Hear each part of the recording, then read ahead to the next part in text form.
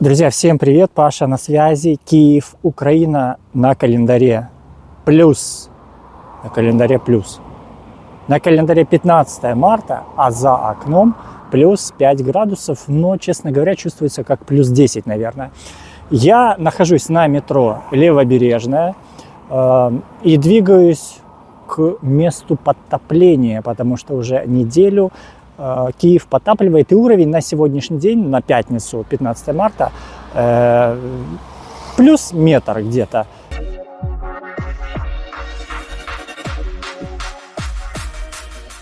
И план у нас следующий. Мы смотрим место подтопления быстренько. Я второе рассказываю по ходу движения про тарифы, да, на коммуналку, сколько я конкретно плачу. Вот телефон, расскажу вам, покажу в цифрах, конкретные цифры для Киева, для квартиры.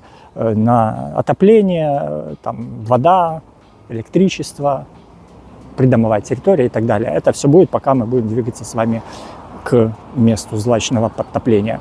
И в конце ненадолго я заскочу, забегу просто в Новус, покажу вам мяско, цены, молочка и яйца. И все. Коротко, актуально, быстро. Значит, за мной, если вы видите, вот за моим левым ухом, может для вас за правым, Українська греко-католицька церковь. Как пишет Google, від початку заснування у 2002 році і до сьогодні він зводиться за кошти вірян. Патріарший собор Воскресіння Христового як духовний символ єднання народу. Набережная, куда мы двигаемся, она называется Никольско-Слободская, и есть, соответственно, ЖК. Русаневская гавань, которая в конце, вон там, если вам видно, вон в самом конце, вот те вот дома новые, строящиеся. Вот каждый раз прохожу и вижу бутылки. Я вот не могу понять, зачем. То их тут 5 штук, то их тут 10 штук, то их тут 20 штук. Как вы думаете, зачем тут бутылки? Причем, смотрите, чтобы они не разлетались, их нанизали на палочки. Зачем бутылки? Пустые 5-литровые бутыли. Вот такая вот локация для детишек. Относительно недавно построили. С горочками, для совсем маленьких. Вдалеке теннисные столы и парочку тренажеров, которые, наверное, уже покрылись ржавчиной. Нужно за всем следить, какой бы крутой тренажер не был. Мы спускаемся вниз на пляж. То есть мы пришли вон оттуда, там станция метро, левый берег. Прошлись мимо вот этого дома. Сзади нас остался экспоцентр. И там же вон сквозь ветки просачивается греко-католическая вот эта вот церковь, собор. Не знаю, как ее правильно назвать. Киевляне, дорогие и уважаемые, если вы хотите, чтобы в вашем районе, чтобы в вашей площадке, чтобы в вашем дворе приводили все в порядок, вы подходите, устанавливаете на телефон 1551 приложение, фотографируете, без лишних слов описываете ситуацию и отправляете. Все. Никуда не нужно звонить, никого не нужно дергать. Через день, 2, 3 неделю идеально. Качеля, что тут было до этого обращения моего, я думаю, несложно понять. Сломанные дощечки, прогнившие, опасные для детей. Сейчас показательные сидушки для качелей. Слева у нас скейт-парк. Вот такой вот, видите, тут рампы, там роллеры. И скейтбордисты оттачивают свое умение. Пляж называется Веселка. Наша задача сейчас, мы пройдемся по пляжу, по дощечкам, и вот туда, вон к тому дому. То есть у нас тут есть беседочка, да, летом тут люди загорают, отдыхают, просто есть кабинки, все культурно, все четко, песочек, чтобы дойти до определенного места на пляже. По дорожке можно. Тут летом ставят питьевой фонтанчик, а тут душ. Подходите, моете ноги или моетесь от воды сами. Есть беседки вот такого вот плана, которые в солнечный день, в жаркий день предотвращают возможность сгореть. То есть вы можете, ну, бабушки, да, там какие-то дедушки могут вот тут вот прям на лавочках посидеть. Какая-то часть солнца, конечно же, проходит, но в целом сгореть сложно под таким навесом. Вот это вот вторая часть, если так можно назвать, где-то, наверное, до зимы еще, когда я тут проходил, то я видел, что работники ремонтировали шланги, трубы подачи воды. Пляж почти подступил к самой дорожке, хотя по факту песок, он вот где утки сейчас плывут, вот до туда должна быть вода.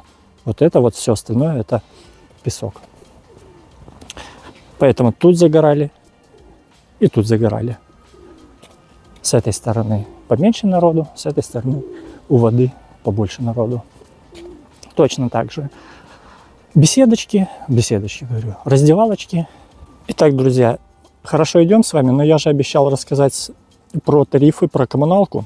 Поэтому информация следующая. Открыл мою последнюю квитанцию за 9 марта. То есть, видимо, дата оплаты. Смотрим, что у нас по ценам. Цены, кстати, для удобства, если вы не ориентируетесь, 38 гривен – это 1 доллар, 42 гривны – это 1 евро. За спожитый газ у меня вышло за прошлый месяц 26 гривен 10 копеек. Это не счетчик, это фиксированная сумма, независимо от того, сколько я трачу его. Зафиксировали 26.10. Следующее. Утримання будинків та прибудинкової території. 272 гривны 50 копеек. Что туда входит? Туда входит уборка подъезда, туда входит, ну, якобы, типа, замена лампочек при входе в подъезд на каждом этаже. Туда входит уборка, мойка, ну, мытье, да, то есть сухая уборка или мытье. Туда входит полив цветов, там, газонов всяких, уборка листьев, уборка снега, уборка, ну, просто, да, подметание там какое-то. То есть туда это все входит. Вивезення побутових відходів 73 гривны в месяц. Может быть, кстати, кто-то из киевлян не знает, но вы платите за вывоз бытовых отходов. А вот в эти бытовые отходы, вы почитаете в интернете, входит много чего, и это интересно. Поэтому из тех, кто делает ремонт, вы можете поинтересоваться, кто должен вывозить и какой конкретно мусор. Следующий пункт – это центральное водовідведення горячей воды. То есть, независимо от того, чем вы пользуетесь, бойлером или водопроводом с горячей водой, она должна куда-то утекать. Вот этот вот пункт говорит о том, что вы должны оплачивать водовідведення гарячої води. Следующее. Централізоване постачання холодної води та її відведення. Водовідведення гарячої води у мене 71 гривна, постачання холодної води і її водовідведення 334 гривны. Это по счетчику. То есть счетчик, сколько накрутил, сколько вы используете, столько и платите. Потом еще какие-то тут же 39 гривен, какая-то абонплата за эту воду. Плата за абонентское обслуговывание, не знаю, 36 гривен. Следующий платеж 53 гривны, непонятно за что. Абонентская плата типа за отопление, то есть просто как за работу, да, для галочки. И централизованное опалення 772 гривны, это получается за февраль. Учитывая, что у нас зима в принципе теплая, поэтому много оно не накрутило. Если бы батареи были горячие, да, то, конечно же, было бы помощнее. Иногда достигают в особо холодные месяцы там, и 2000 гривен, и 1500 гривен. Минимально возможно это вот где-то там 500, 600, 700 гривен. Следующий платеж – централизованное постачание горячей воды. То есть то было опалення, это батареи, а постачание горячей воды – это то, сколько а я использовал с водопровода. Все, это все, что единым платежом я оплатил в квитанции. Общая сумма 2041 гривна, это с комиссией. Платежи, которые не вошли в эту комиссию, в эту квитанцию, у меня следующие. Первое, это домофон. То есть это порядка, я не помню, там где-то 100 гривен на сезон, на 3 месяца. Следующий платеж 120 гривен, это за интернет, около 100 мегабит. Следующий платеж – это электроэнергия, я ее всегда оплачиваю отдельно. И в прошлом месяце к этой сумме в 2000 гривен по квитанции мне нужно добавить 2700 гривен электроэнергии. Электроэнергии у меня выходит много. Почему? Потому что бойлер, работающий 24/7, потому что электрочайник, потому что теплые полы, холодильник, микроволновка и духовка. Духовка 3 киловатта жрет, дай Боже. Все это дело набегает, ну, больше всего это, наверное, бойлер. Тянет бойлер как раз таки. Друзья, вот мы с вами пришли на набережную. Если вы присмотритесь, вот оттуда вот мы сверху спустились. Когда-то, я так понимаю, вы только что видели, как мы перелазили через непонятные неровности дороги. Когда-то, когда построили вот эти вот здания, там был забор. И этот забор успешно убрали для того, чтобы люди могли сюда проходить. А мы видим остатки подтопления. То есть, если бы я сюда пришел еще, наверное, пару дней назад, то вот эта вот грязюка, да, которую месят, она была в воде. Вода достигала вот аж сюда, вот до самой травы. Тут все было затоплено. Следующий платеж, который входит в ежемесячную оплату, это охранная система, постановка квартирной охраны и так далее. Это 300 гривен в месяц. Пирс. В былые времена по нему можно было спуститься к воде. А это, наверное, где-то метр. Видите? Ступеньки, уходящие вдаль. Вода сошла, но еще не до конца. Друзья, вот такая вот сумма общая получилась. Общую цифру, суммарную цифру конкретно за прошлый месяц, да, за февраль, я вам ставлю или тут где-то, или тут, или может быть снизу. Вы увидите, много это или мало, напишите, сравнивая со своей коммуналкой, со своей квитанцией. Но обязательно при этом напишите, а где, в каком городе, ну или хотя бы в какой стране это у вас, потому что сравнивать одну цифру в Германии и где-нибудь в Зимбабве – это совсем разные результаты.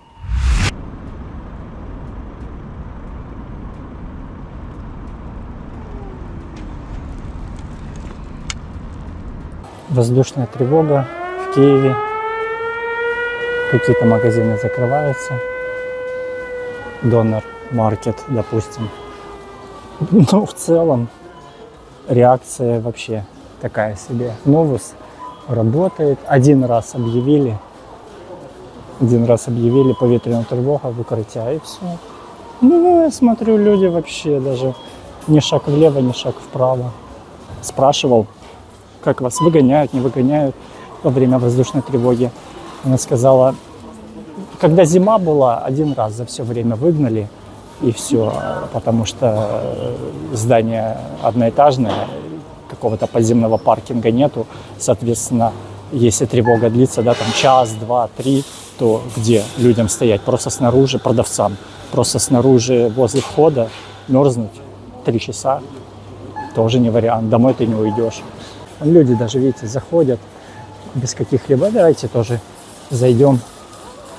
Вот, видите, 13:42, воздушная тревога. Тревога оголошена по всей Украине через зліт МиГ-31. То есть, когда взлеты, то люди как-то и магазины не особо реагируют. А когда уже там что-то помощнее, то покажу вам мясо, сало, яйца и молочку. Все, больше ничего показывать не буду, извините. Крыло курячее 79 по акции, красный ценник. Гомілка куряча 94, стегно, бедро, да, курячее 99,99, 100, 1 копейку не дожали. Филе 167. Это у нас перепела. Перепела 299,00. Тушка перепелов. Домашние курочки 185 за килограмм. Молодцы, что пишут вжитый до, да? То есть до 16.03, четенько все. Качка домашняя 179, стегно индычки 199. Сердце свиное. Кто умеет готовить, напишите в комментах, что там по сердцам свиным. 9,29, это, наверное, за 100 грамм. Правильно? Да. Сердца куриные 14,90, это за 1 килограмм. 15 гривен за 1. Извиняюсь, не туда посмотрел. За 100 грамм. За килограмм 149. Фарш. Фарш куриный 19,90 за 100 грамм, то есть 199 за килограмм. Вдалеке фарш ассорти, там свинина, яловича 16,40. Тут у нас полуфабрикаты, это те, которые у нас уже готовы к жарке. Ну, кто-то, знаете, не любит мариновать. Рулька свиная 100 гривен. Только что я был на рынке, проходил рынок, там рулька свиная стоила 80, и мне хотели отдать 2 по 1,5 килограмма за 70, ну по 70, а тут 100 гривен за рульку. Почеревина 179, ребра свиные 229, лопатка свиная 184, это на минуточку Новус, Левобережка, Киев, Украина. Середина марта. 164 лопатка свиная. Стегно на кисти 16. Ну, самое дорогое из того, что тут есть у нас, это вырезка 27,10. То есть 270 гривен за килограмм.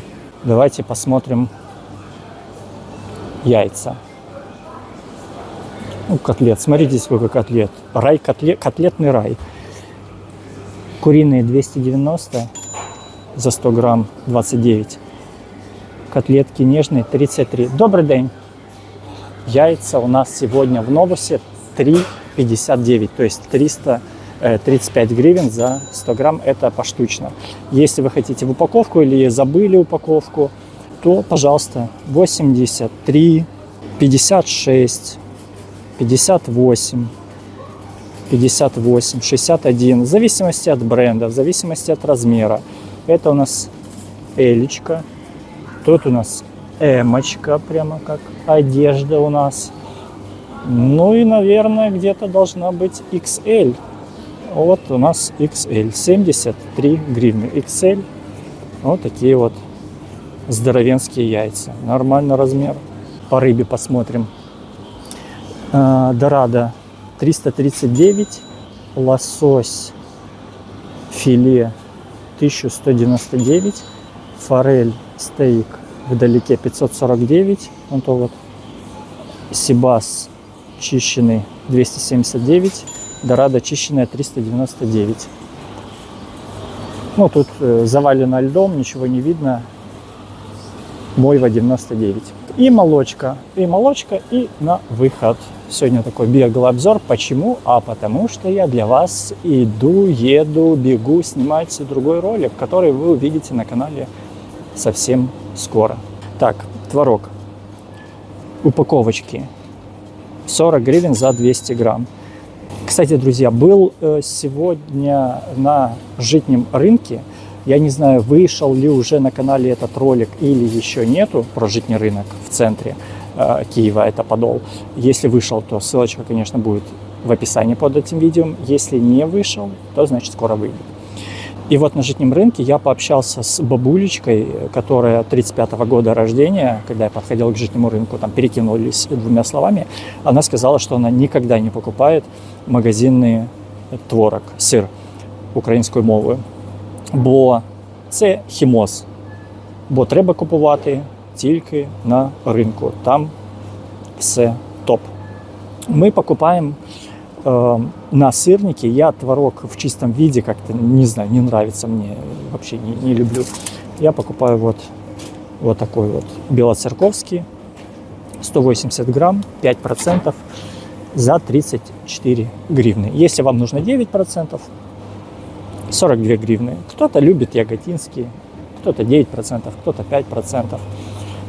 Вот этот белоцерковский, он тоже нормальненький, но он для сырников не сильно подходит, потому что он, видите, вот такими комками.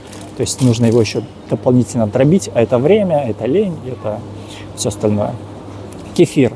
Кефирчик, любители кефира поставят лайк этому видео, вподобайку прожмут.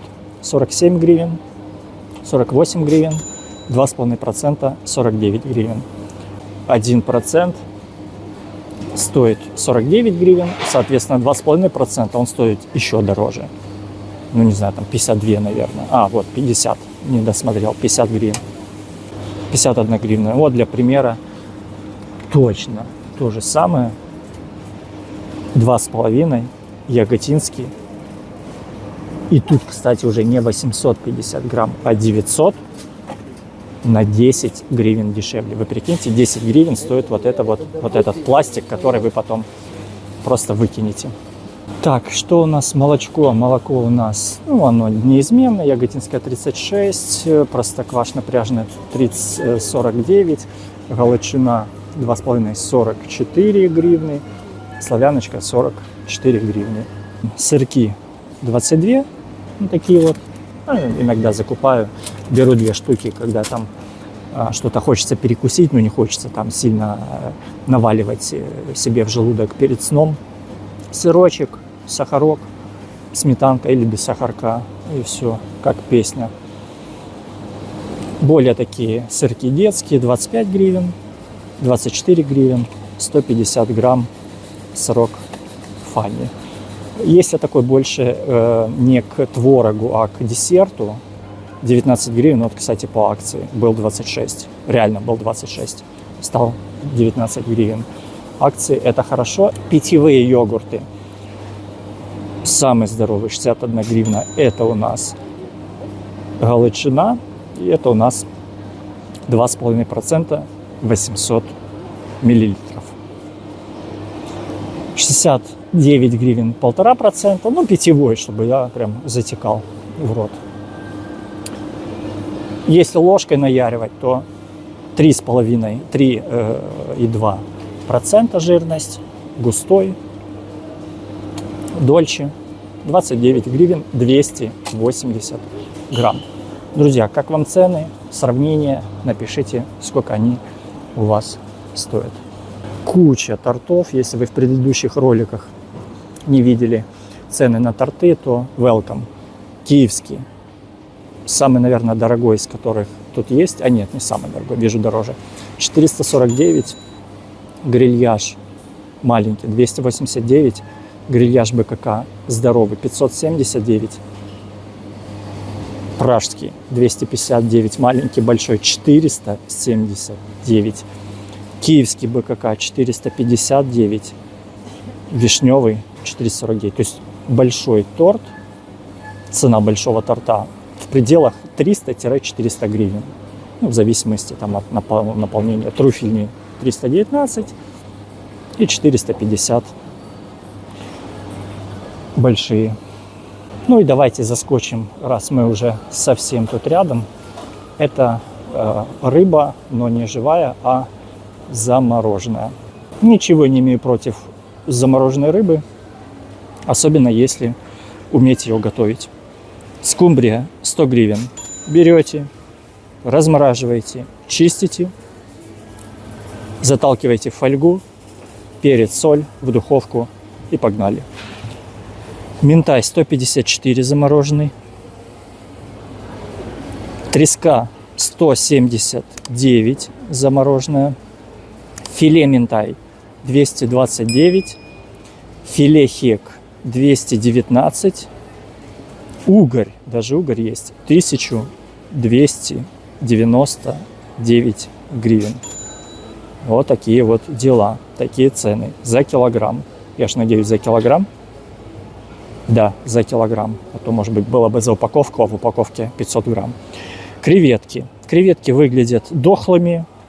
Лучше покупать те, которые уже очищены. Там хоть вы видите, что там. 649 креветка вот такая вот. 449 креветка в панцире.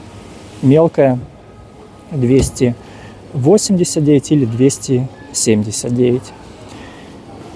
Мясо мидий 159 и морской коктейль 219. Тут идут уже, назовем так, импорт. Камбала 159 за 1 килограмм. Окунь, тушка 239 за килограмм. Удобные, кстати, упаковочки. Вот эти вот окунь, чисто там без этих проблем можно чистить. 389 за 500 грамм. Вот такая вот упаковочка стоит из 3 частей. Раз, два и вон там 3. Одну взяли, распаковали, пожарили. Все четко. Хек, филе 219, тоже из 3 частей. Это 600 грамм. Курица. Нет, не курица, качка. Качка 134 гривны. Вот ценник. 134 гривны за килограмм. А насколько тут будет? Наверное, килограмма 3 точно. По традиции, если ролик вам интересен, если тематика интересна, я удивлен, почему вы до сих пор не подписаны.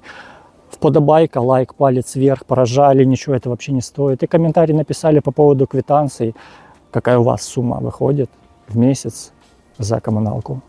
До новых встреч, в новых видосах. Всем пока.